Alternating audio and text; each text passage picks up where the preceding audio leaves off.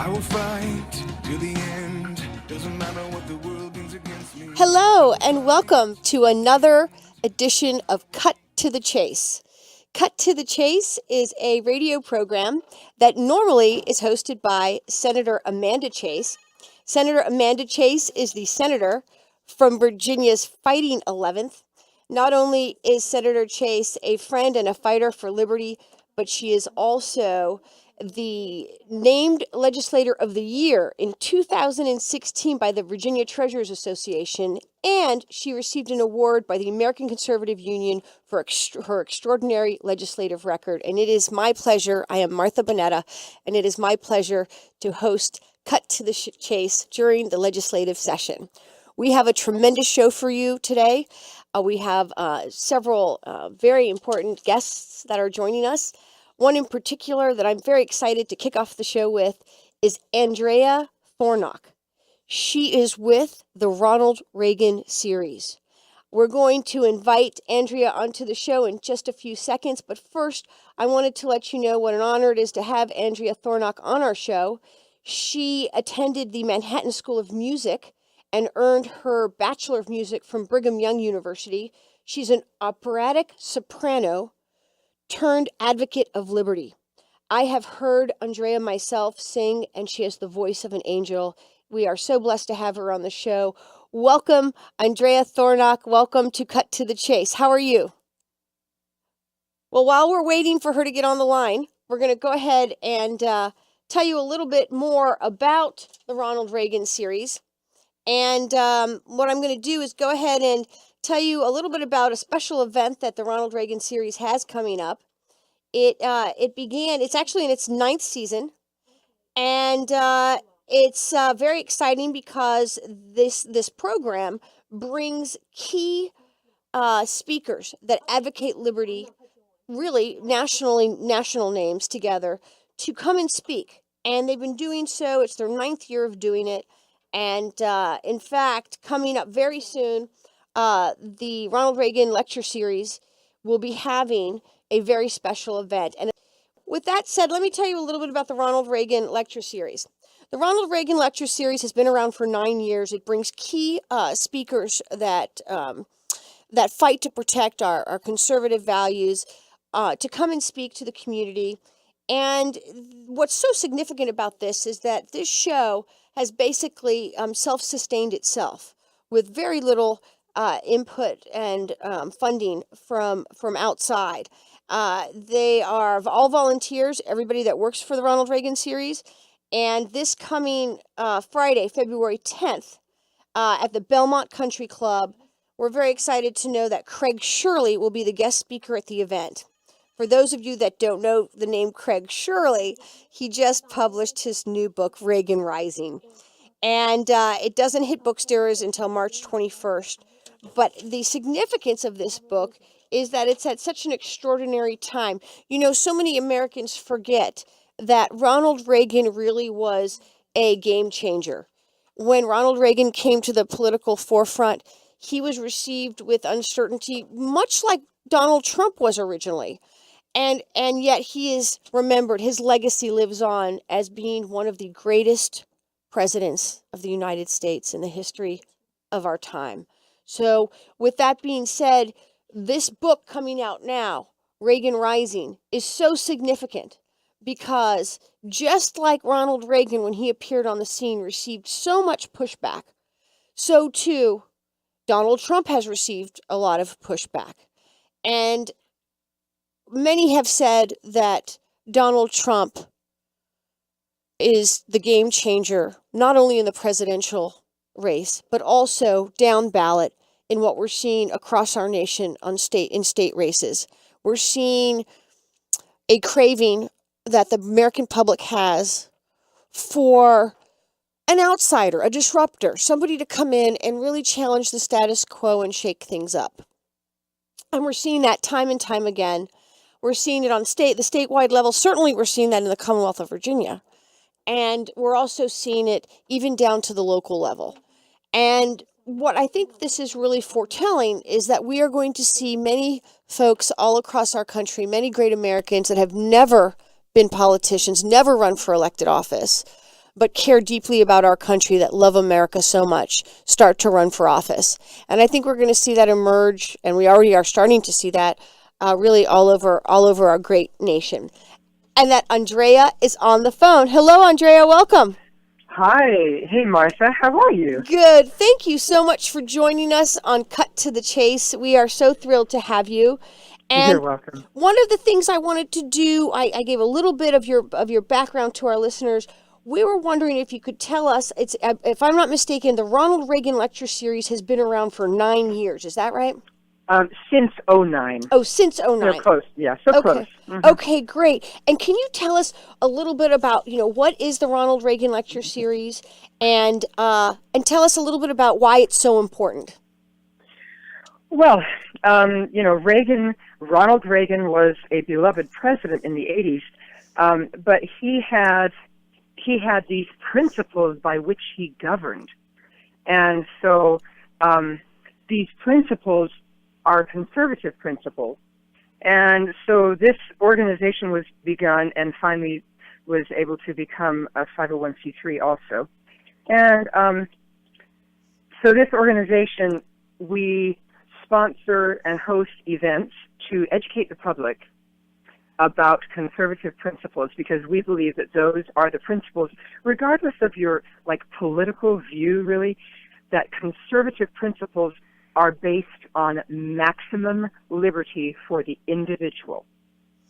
Absolutely, absolutely. And the ability for the Ronald Reagan Lecture Series to bring on so many extraordinary folks like yourself. And I was telling our listening audience about yourself, that you were, raised in the Army, you've lived all over the world, Yep. that you're an operatic soprano turned advocate of liberty. I love that. Yep. And Yep. and you're so passionate about freedom and the American dream, and you're a fighter. I for one have seen you. You have shown up at courthouses in Warrenton, Virginia, to fight for liberty. You are a great inspiration to me and to so many, and we are so thrilled to have you on the show.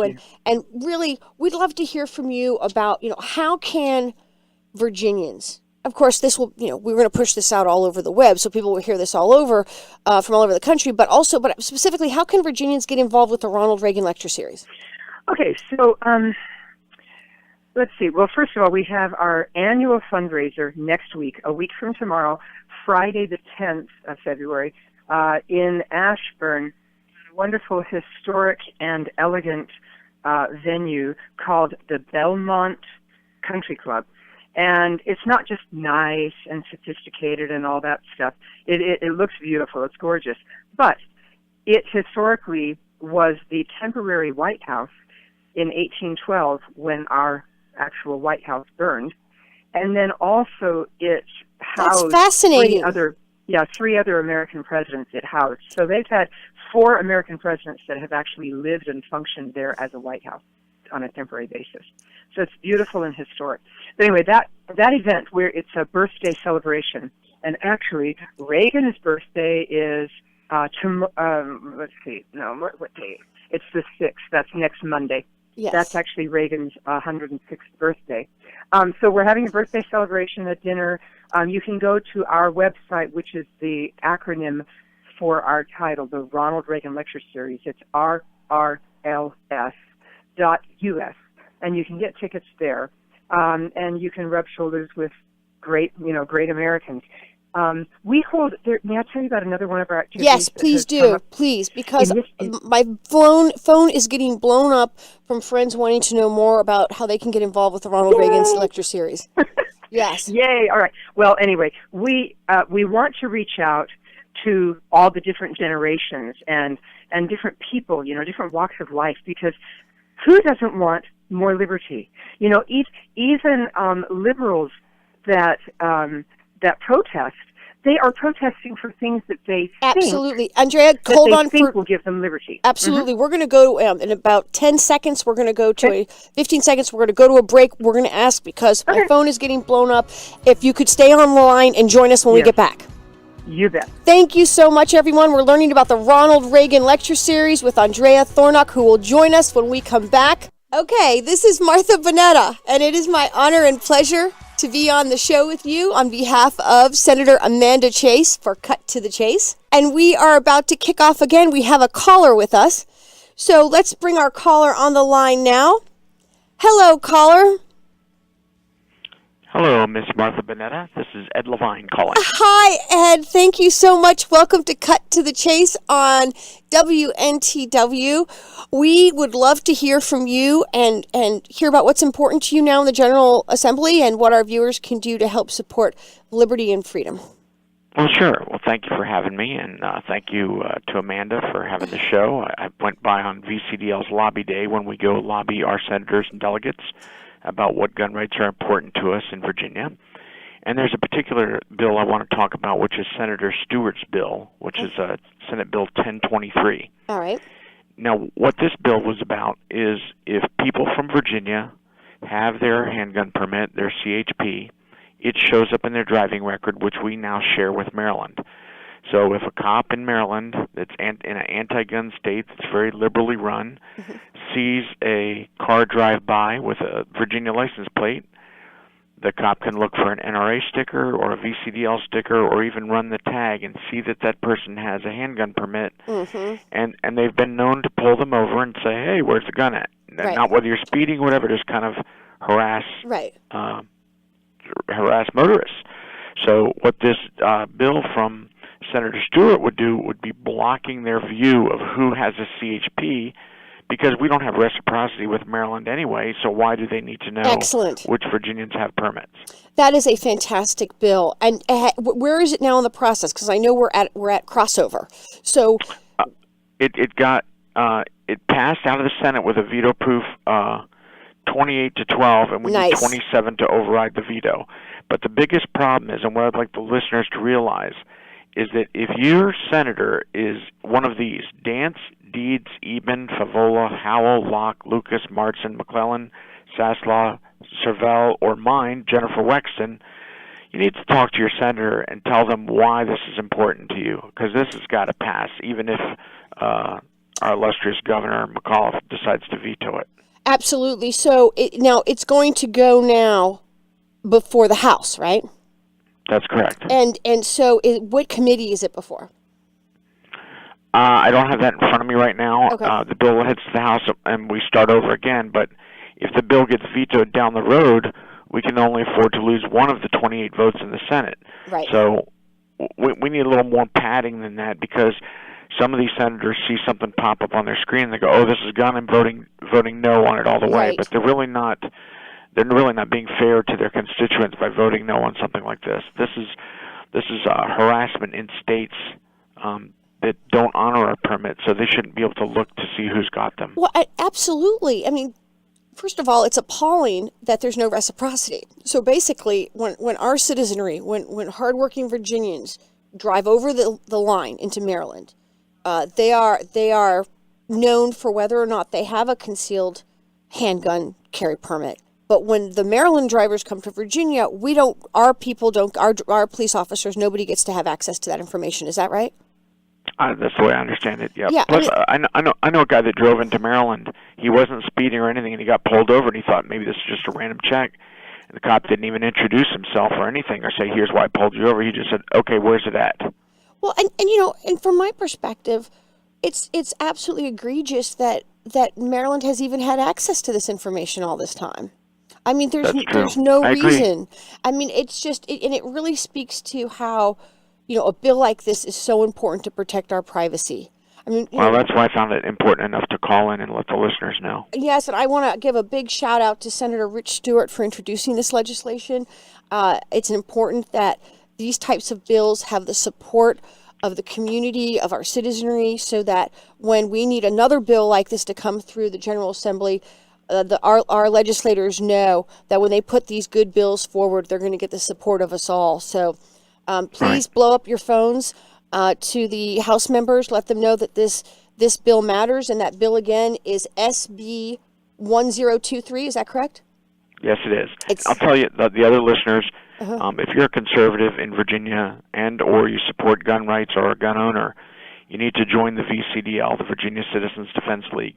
And even if you don't join, which is only $25 a year, You need to at least get on our alert email so you know what's coming before you, because these laws get made while you're at work and you're at the mall and you're at kids' soccer practice, and then you wake up one day and you're like, well, I didn't know, when did this law change? So we at least like to keep you informed on what's going on. Yeah. Well, you're absolutely right, and I want to thank you so much. Thank you, Ed, and everybody that's listening. Get involved. Join VCDL. Take action. It's Senate Bill 1023. Thank you so much. Can I ask you one more question? Yes. How's my goat? Fabulous. Ed's goat is the most popular goat in Virginia. So so with that said, we're gonna say goodbye. We have another caller. It's Delegate Nick Freitas, and I'm sure we're gonna talk about gun bills as well with Nick. Thank you, Ed. Hello, everyone. This is Martha Boneta again, here on the air live with on behalf of Senator Amanda Chase for Cut to the Chase. And right now we are expecting Delegate Nick Freitas. Delegate Nick Freitas is a veteran. He served in the 82nd Airborne Division and 25th Light Infantry Division as an infantryman.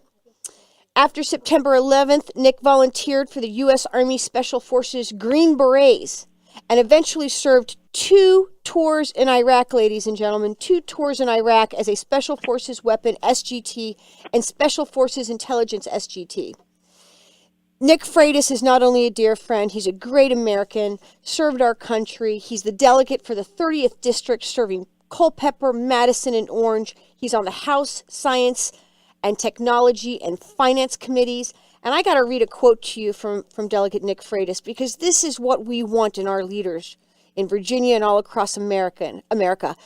This is the quote from Nick Freitas. Principles of individual liberty, personal responsibility, respect for God, and limited constitutional government are not merely convenient political concepts, but essentials which are fundamental to our liberty, prosperity, and security. Thank you so much, Nick Freitas, for saying those words. Ladies and gentlemen, please welcome Delegate Nick Freitas. Hi, Nick. Hi, thank you for having me on. What a phenomenal quote you have there. Thank you.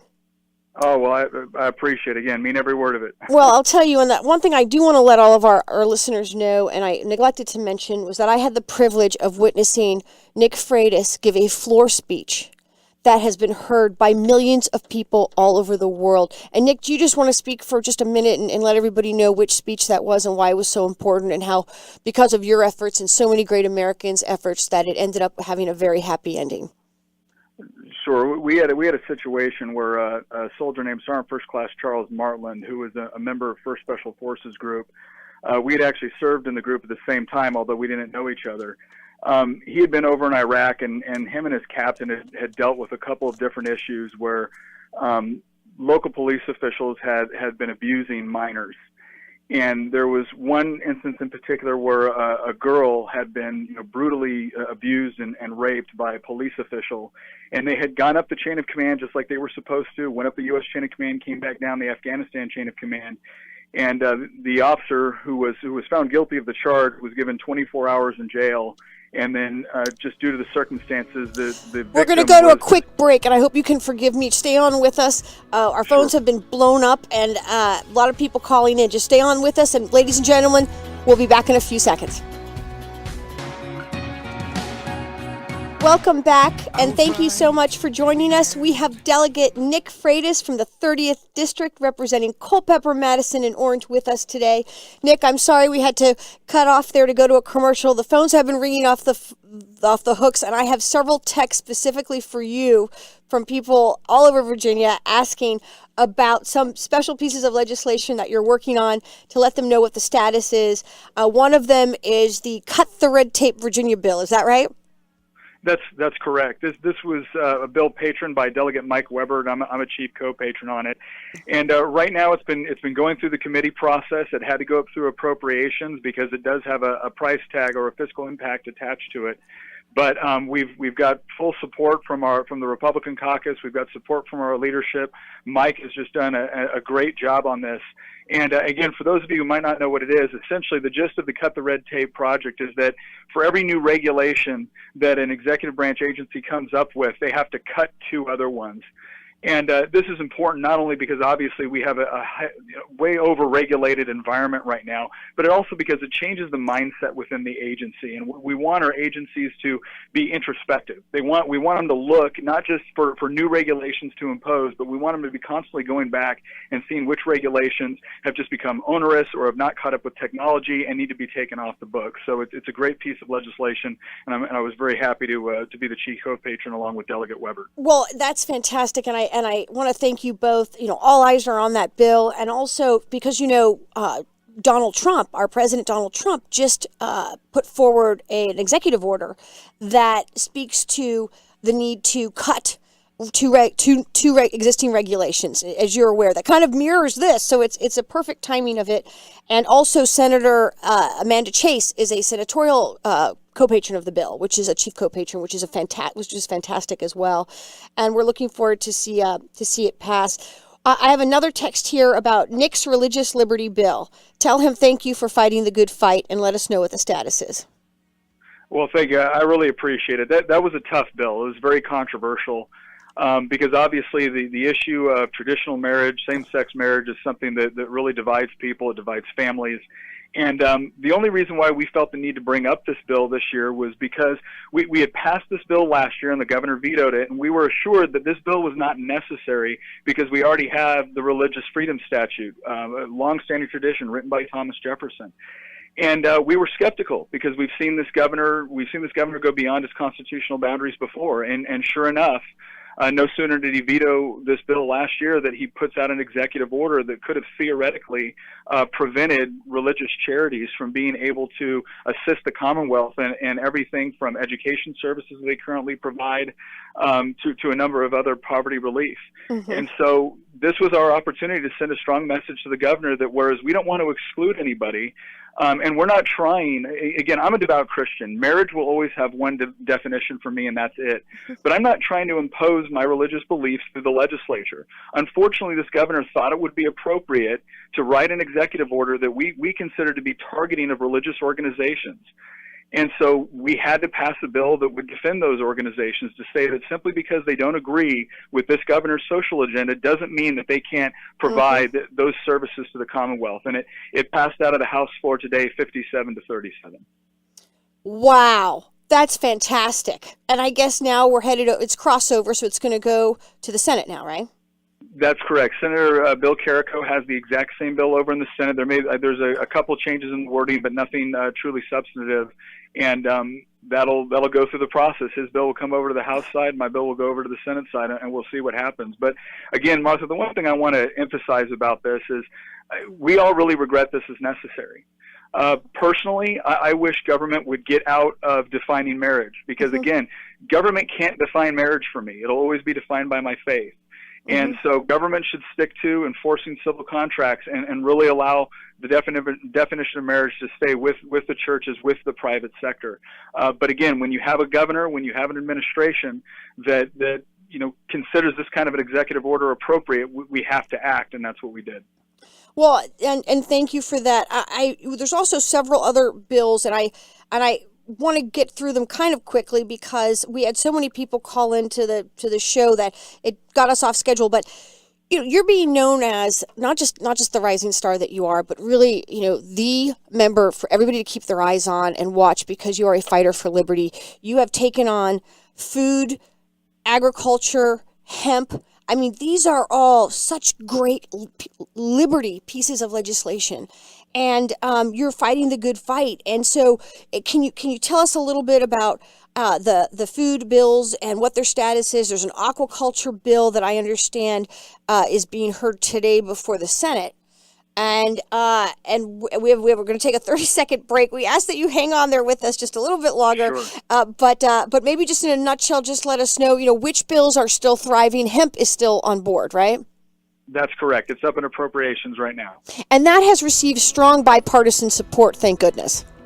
Yes, it has. Okay, stay tuned, everybody. Delegate Nick Freitas will stay with us as soon as we return. Thank you, everyone.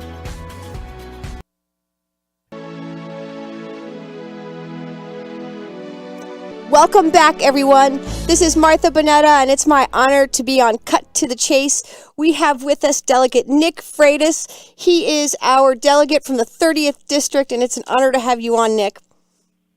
Thank you, Martha. It's an honor to be on. So with that said, we've already talked about a couple of the bills some folks wanted to hear about. Can you let us know, what do you think are the top 3 most important bills in the General Assembly session this year, and why Virginians need to be paying attention and take action? Well, I think the red tape bill that we talked about with Delegate Michael Weber is certainly got to be up there in the top 3. Mm-hmm. It's really important. And the one thing that I would just encourage people to do, a lot of times people don't know how to effectively advocate. And I always say, look, don't call up your legislators, don't email them and tell them what idiots or jerks they are. So but true. If you show up with a good argument and a well-reasoned argument, it really does matter that we listen. I'm telling you, we really do listen to those. And when you can focus your efforts on the important subcommittees or committees, you can go on LIS Virginia, the Legislative Information Services, and you can track where that bill is. And I just encourage people, go in, find the bill that you're passionate about, and click on that bill, find out what subcommittee or committee it's in, and those are the people that you really want to call and talk to them and advocate for your bill. But to cut the red tape is important. I think another one that is just critical is Dave LaRock's Education Savings Account, which is another one that I'm a chief co-patron on, and a part of a bill I was working on got rolled into that, or language that I was working on got rolled into it. But Education Savings Accounts are just absolutely critical. We need to get more consumer choice when it comes to education, because right now we're dealing with a system, and a lot of people I think they've got this idea that education is what the current school system is, and that's not what education is. Education is so much more, and if we really want to see our education keep up with the requirements of a 21st century global economy, then we need to have more consumer choice. We need to unleash the market's ability to respond to the very unique and very individual demands of each student. And Dave LaRock's bill, which would allow parents to be able to take some of that money that they're already paying in taxes, and instead of it just going directly into a school board, the money, or the parent gets to direct where a portion of that money goes in order to find an educational solution that works for their child. Yes. And that sort of competition is not just going to be good for them, not just going to be good for the students, it's good for the public schools, it's good for teachers. Because when we have teachers operating in an environment where parents are asking for them by name at a school, that gives them negotiating power as well. And it allows the teacher to focus on providing a quality education instead of constantly having to meet state and federal mandates. And that's what we want. So instead of this government top-down approach, we want a consumer-based approach which empowers parents, empowers students, and empowers teachers. And I think Dave LaRock's bill just really accomplishes that. It would be hard to narrow it down to a third. We've got a lot of good legislation out there with respect to education reform. I just had a bill pass the House for a career technical education. Yes. What that does is it simply says that all of these different licensure requirements, we're not saying they're not important, but we're facing an either-or proposition, especially in some of our rural communities, where we have someone with the industry-recognized certification, the school board knows them, the superintendent knows them, they're ready to get in there and start helping our students get industry-recognized certification. And we can't get them into the classroom because there is this litany of tests that they have to pass before they can even get in there. And I'm not talking about, basic accreditation. I'm just talking about, once again, the state assuming that it knows better.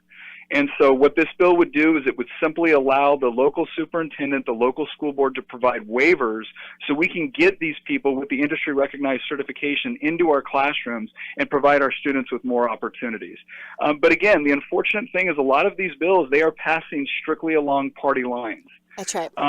Listening to the rhetoric, you would really think that some of these things are bipartisan issues, but they end up not being. And Martha, I'll tell you why. It's because at the end of the day, there really is two philosophies, two worldviews in competition right now.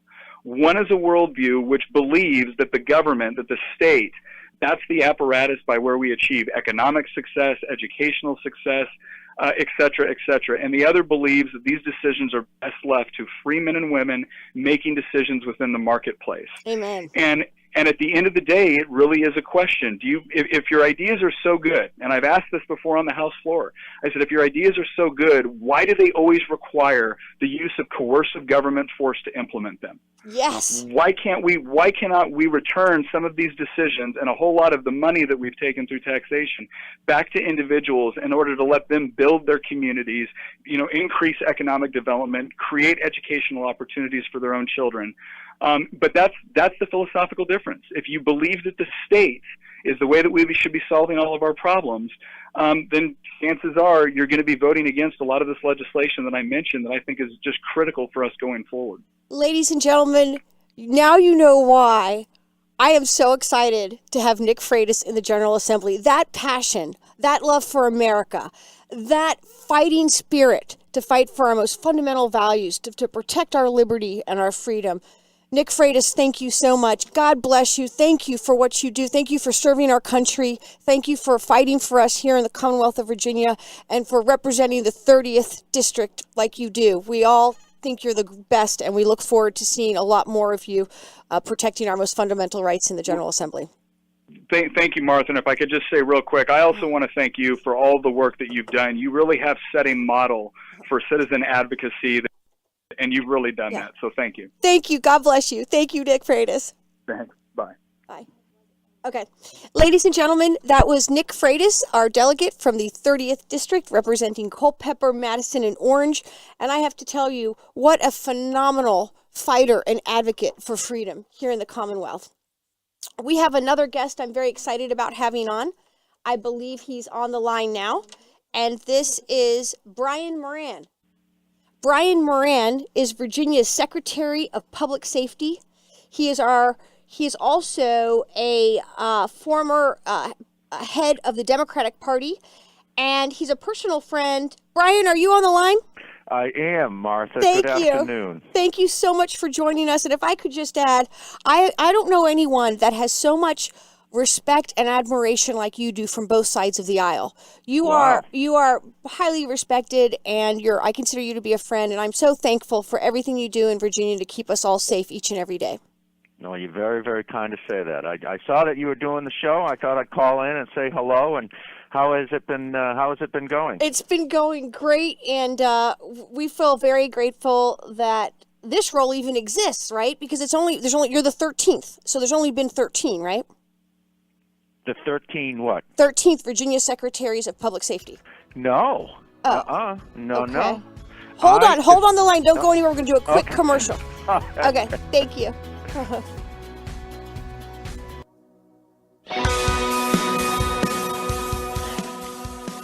Ladies and gentlemen, welcome back to Cut to the Chase. We are so honored to have Brian Moran. He is our Virginia Secretary of Public Safety. Welcome back, Brian. Hey, Martha, yes.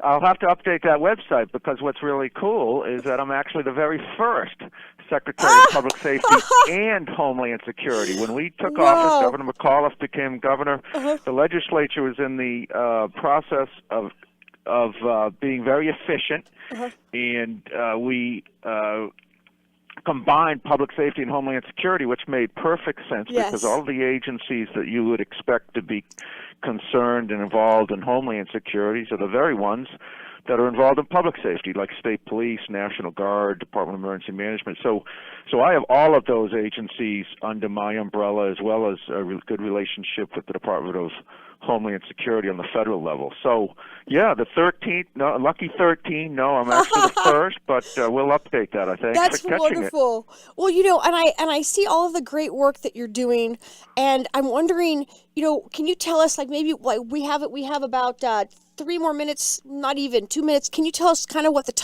something that you're working on now that everybody would want to hear about that we can get excited about? Sure. Well, lots going on, but hey, we got big issues here in the Commonwealth. Let's just start with opioid and heroin abuse. We've had over 1,000 Virginians die last year. We have to get a hand. For one, we overprescribe, so this is a health issue that we're working with the doctors to reduce the number of opiates that they prescribe. So that's the first thing. Second is we need to start treating the addiction. Yes. We need to treat it not necessarily in prison, but rather outside prison and alternatives. It's a lot cheaper and it's a lot more effective if you address the underlying causes for the addiction, mental health counseling, substance abuse counseling.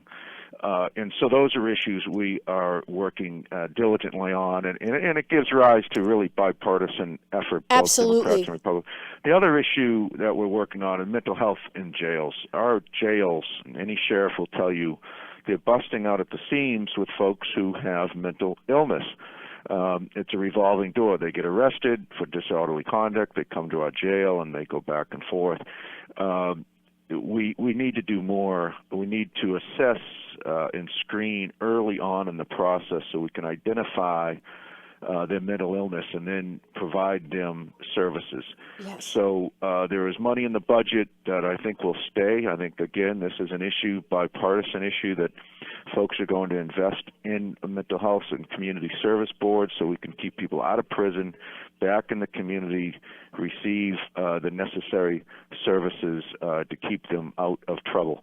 Third issue, in no particular order, all of these are extremely important, is salary and compensation for our state police and other state police. Thank you. Yes. Starting salary for the state police is $36,000. These are dedicated individuals that we expect to perform to perfection, frankly. Putting their life on the line, yes. Putting their life on the line, driving up and down, up and down the highways, ensuring our safety. So we are, working with the legislature to see how we can better compensate them. Thank you so much. With better salaries, you attract good people, you have to retain them, you have to equip them, and you have to train them. So, absolutely. Thank you, ladies and gentlemen. Brian Moran.